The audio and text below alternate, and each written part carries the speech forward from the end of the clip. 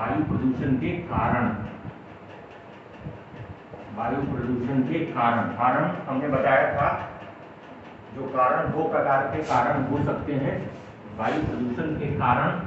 मुख्य कारण है एंथ्रोपोजेनिक होता है, मानवीय कारण है, प्रमुख कारण मानवीय कारण है, एंथ्रोपोजेनिक है। लेकिन आंशिक रूप से एंथ्रोपोजेनिक कारण पर हमने चर्चा कर दी है कि किन किन पक्षों को चर्चा हमको करना है। औद्योगिक इकाइयों के बारे में चर्चा करना है, प्रमुख रूप से औद्योगिक इकाइयां जो इसके लिए जिम्मेदार हैं, इसके लिए जिम्मेदार है वो है सीमेंट उद्योग, तेल शोधन उद्योग, पेट्रोकेमिकल उद्योग, होटल उद्योग। सब इंपॉर्टेंट इंडस्ट्रीज आर होटल उद्योग, पेट्रोकेमिकल उद्योग, तेल शोधन, सीमेंट बनाने का उद्योग, क्वेरिंग इंडस्ट्री, पत्थर तोड़ने का उद्योग,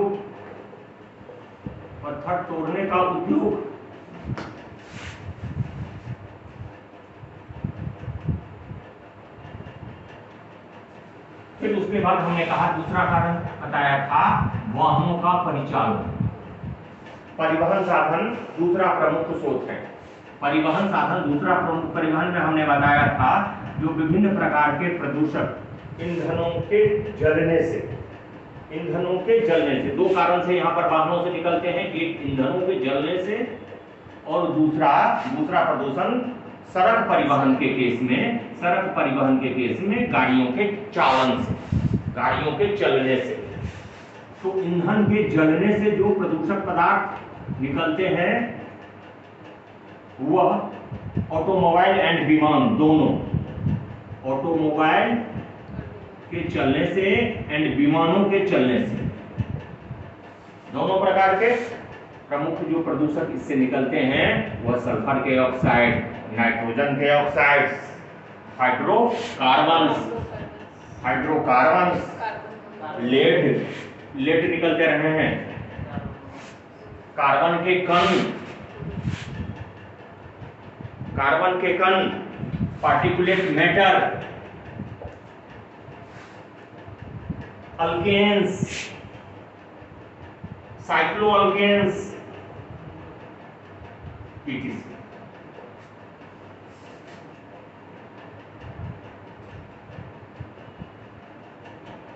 aromatic hydrocarbon, carbon monoxide, aromatic hydrocarbon,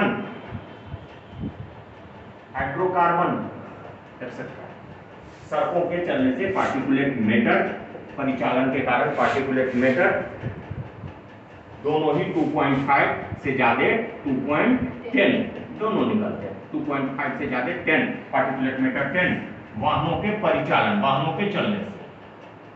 अर्थात परिवहन के साधन प्रमुख रूप से जिम्मेदार थे। हमने एंथ्रोपोजेनिक का जो बताया। तीसरा क्या बताया था?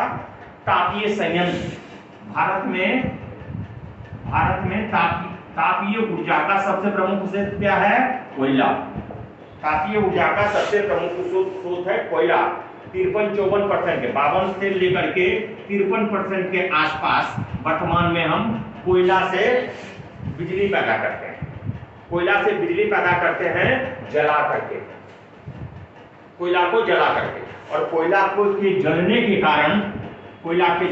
कारण विभिन्न प्रकार के carbon dioxide, carbon monoxide, sulphur के ऑक्साइड्स, नाइट्रोजन के ऑक्साइड्स,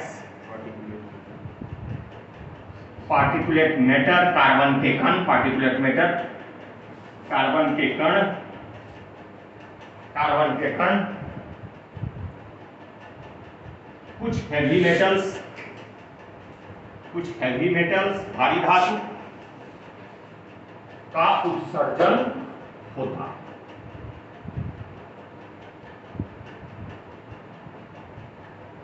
भारी धातु में क्रोमियम, आर्सेनिक प्रमुख रूप से। कोयला आधारित तापीय संयंत्रों के अलावा और क्या बताया था हमने? और क्या बताया था?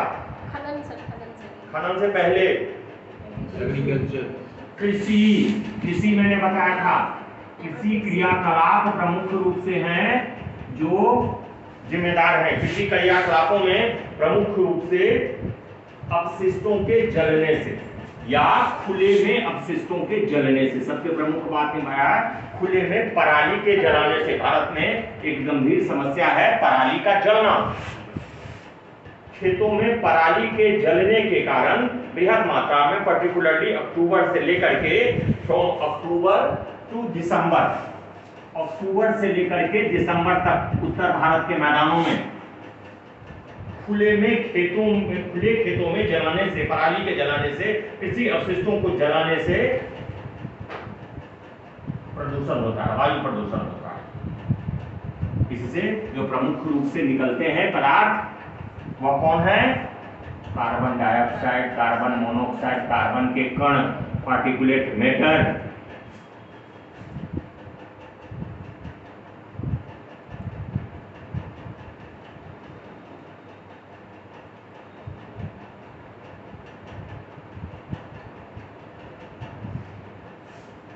इसके बाद घरेलू स्रोत के बारे में हमने चर्चा किया। घरेलू स्रोत में ठोस ईंधनों के जलने से, ठोस ईंधनों के जलने से, ठोस ईंधन के मतलब कोयला, लकड़ी, गोईठा, कोयला, लकड़ी, गोईठा, पुआल या किसी अवशिष्ट जो हम जलावन के रूप में जलाते हैं, मुख्य रूप से जो जलावन के रूप में जलाते हैं उसके कारण। कृषि में एक और चीज होगा जिसको आप याद रखिएगा, लाइफ स्टॉक वेस्ट मैनेजमेंट के द्वारा। पशु क्या कहेंगे, पशु अपशिष्टों प्रबंधन, पशु अपशिष्ट प्रबंधन के द्वारा अमोनिया जैसे गैस निकलते हैं, अमोनिया जैसे गैस निकलते हैं पशु अपशिष्ट प्रबंधन के द्वारा कृषि क्षेत्र में। Livestock waste management, livestock waste management के द्वारा पशु अपशिष्ट प्रबंधन के कारण अमोनिया जैसे गैस निकलते हैं। हमने कहा जलावन के रूप में ठोस ईंधन को जलाने से घरेलू अपशिष्ट, इसके अलावा धूम्रपान के आदत के कारण, भारतीय संस्कृति में धूम्रपान किए जाते हैं। ओपन में चूल्हे का जलन, यानी क्या कहेंगे उसको,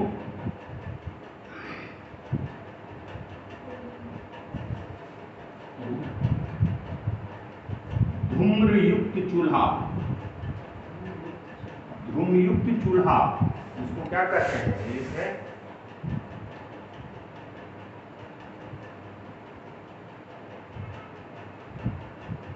धुएं वाला चूल्हा यानी खुला चूल्हा, जिसे घर आऊंगा यदि गांव से संबंध रहा हो तो ओपन में जो जलाते हैं इसका प्रयोग ईंधनों के, ठोस ईंधन के जलाने के लिए इस चूल्हे का प्रयोग किया जाता है, खुला चूल्हे का प्रयोग किया जाता है, जिसके कारण यहाँ पर इसके कारण कार्बन के कण, सल्फर के ऑक्साइड्स, नाइट्रोजन के ऑक्साइड्स, पार्टिकुलेट मैटर जैसे पदार्थ बृहद मात्रा। और बताया था हमने, और बताया था हमने बताया था खनन से, माइनिंग से पार्टिकुलेट मैटर, भारी धातु, खास करके खुला खनन से, खुला खनन, ओपन माइनिंग से।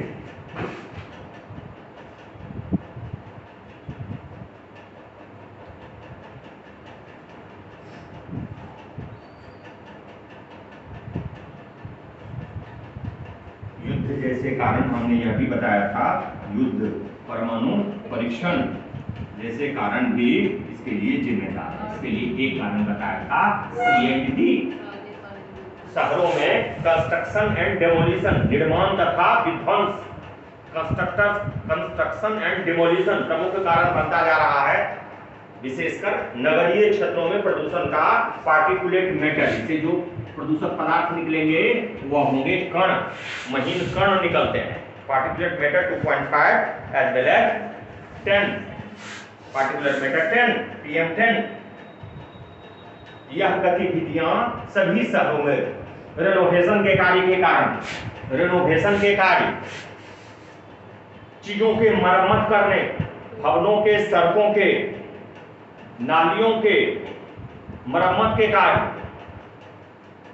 रेनोवेशन के अलावा नए नए निर्माण कार्य, बहुमंजिली इमारतों का बनना, this all come under this category. क्योंकि अर्बनाइजेशन भारत में तेजी से हो रहा है, पुराने शहरों के स्थान पर, पुराने मकानों के स्थान पर नए मकान बन रहे हैं, नए तरीके से बन रहे हैं, दैट इज कॉल्ड रेनोवेशन का कार्य हो रहा है। तो उसके कारण जब भी मकान टूटेगा तो क्या होगा, मलबा निकलेगा, that is what particulate matter leak करेगा, तोड़ने के दौरान पार्टिकुलेट मैटर लीक करेगा।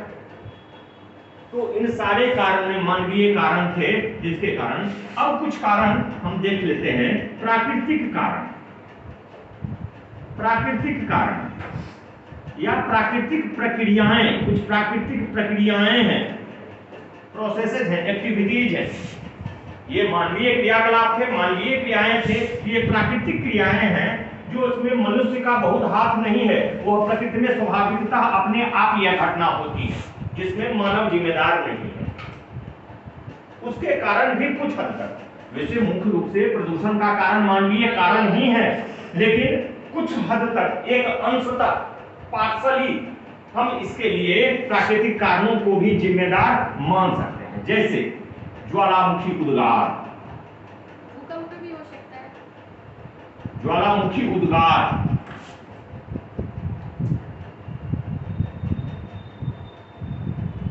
Volcanic eruption. ये volcanic eruption different types of राख एसेस निकालते हैं, राख निकलते हैं, सल्फर के ऑक्साइड्स निकलते हैं, इससे धुआं निकलता है, धुआं निकलते हैं, स्मोक्स निकलते हैं,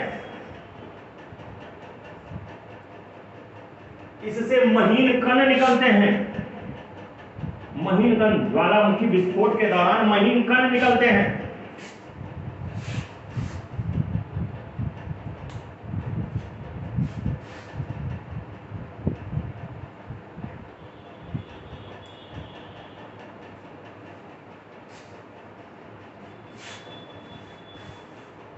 वोलाटाइल मटेरियल्स निकलते हैं, वोलाटाइल वाष्पशील पदार्थ, वोलाटाइल मटेरियल्स वाष्पशील पदार्थ।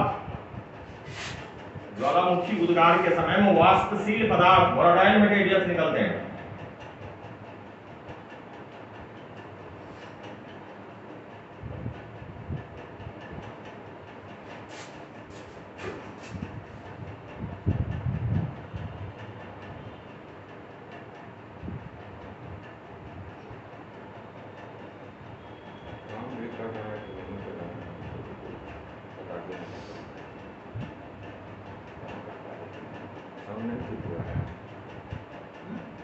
ऑडियो ठीक हुआ है, वीडियो का पहले से थोड़ा ठीक ठीक हुआ है।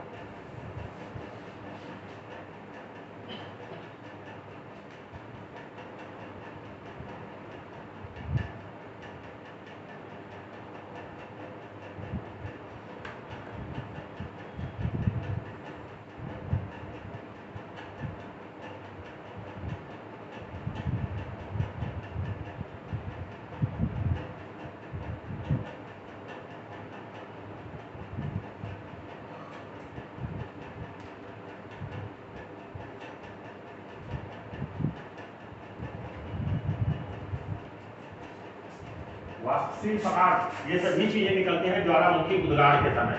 महीन कण, महीन कण का मतलब हुआ पार्टिकुलर मैटर, ठोस पार्टिकुलर मैटर बढ़ेगा। वाष्पशील पदार्थ बहुत सारे सेकेंडरी पॉल्यूटेंट्स के कारण होंगे। वाष्पशील पदार्थ, वोलेटाइल मटेरियल्स सेकेंडरी पॉल्यूशंस के कारण हो सकते हैं, सेकेंडरी पॉल्यूटेंट्स बनाएंगे।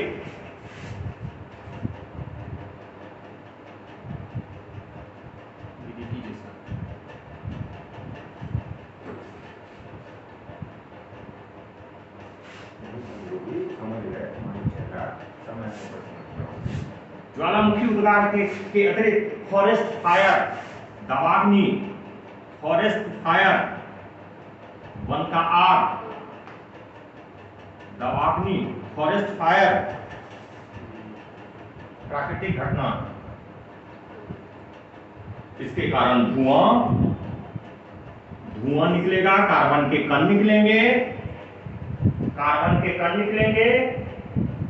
पार्टिकुलेट मैटर निकलेंगे,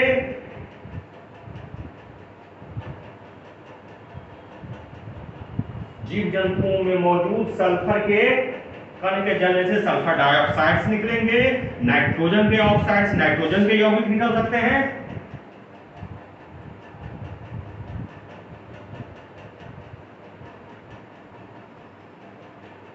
भारत में जहां जहां वन है, खास करके भारत में मुख्यतः पतझड़ वन है, और पतझड़ वन deciduous forest और deciduous forest is more prone for forest fire. Deciduous forest is more prone for forest fire, से ज्यादा प्रोन होता है। क्यों? क्योंकि हमारा वातावरण कैसा है? शुष्क वातावरण है, अर्धशुष्क वातावरण है। भारत के पश्चिमी भाग में अर्धशुष्क वातावरण है और तापमान थोड़ा सा अधिक रहता है ना, उष्णकटिबंधीय ट्रॉपिकल एरिया में हम लोग आते हैं, तो स्वाभाविकतः अनुकूल दशाएं होते हैं, छोटी सी भी चिंगारी बड़े क्षेत्र में दावाग्नि का कारण बन जाता है। हाल ही में कहां लगा था? उत्तराखंड में। हाल ही में भारत के उत्तराखंड में कई दिनों तक आग लगा रह गया। 2021 में उत्तराखंड में कई दिनों तक आग लगा, तो ये दावाग्नि कारण होते हैं। उसके अलावा कुछ अन्य जैसे आंधी तूफान,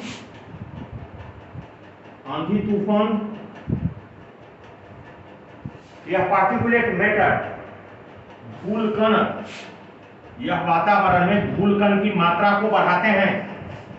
वातावरण में धूल कण की मात्रा को बढ़ाते हैं, नेचुरल प्रक्रिया है।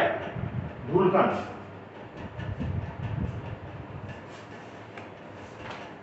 नेचुरल प्रक्रिया है, धूल कण का निकलना। यह धूल कण वातावरण में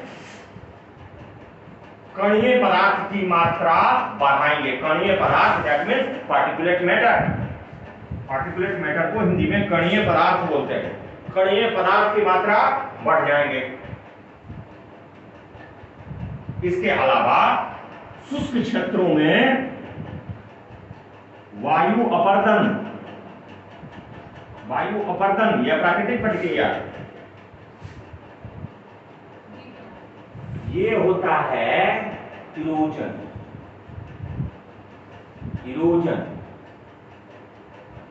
वायु द्वारा होने वाले इरोजन, विंड इरोजन। इसी के कारण मरुस्थलीकरण भी ज्यादा बढ़ रहा है।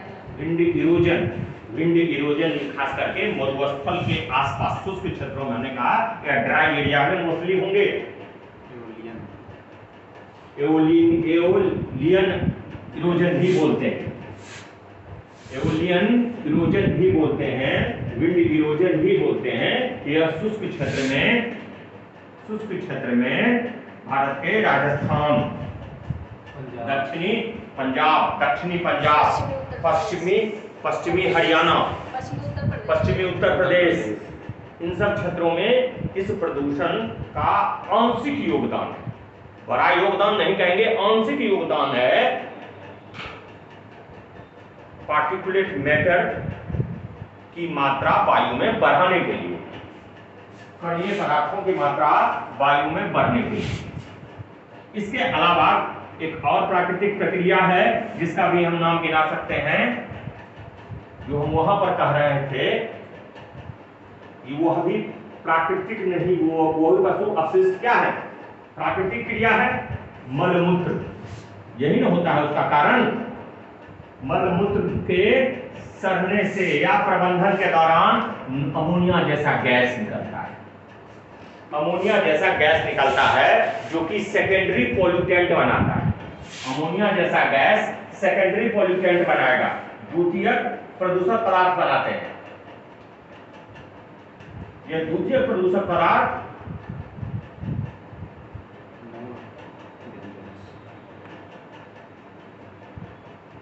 प्राथमिक प्रदूषक की अपेक्षा अधिक खतरनाक होते हैं। स्वास्थ्य की दृष्टि से प्राथमिक प्रदूषक की अपेक्षा अधिक खतरनाक होते हैं। धुंध का लगना, धुंध के लगने के समय यह सेकेंडरी पोल्यूटेंट्स बड़ी मात्रा में बनते हैं। धुंध के लगने के समय सेकेंडरी पोल्यूटेंट्स बड़ी मात्रा में बनते हैं।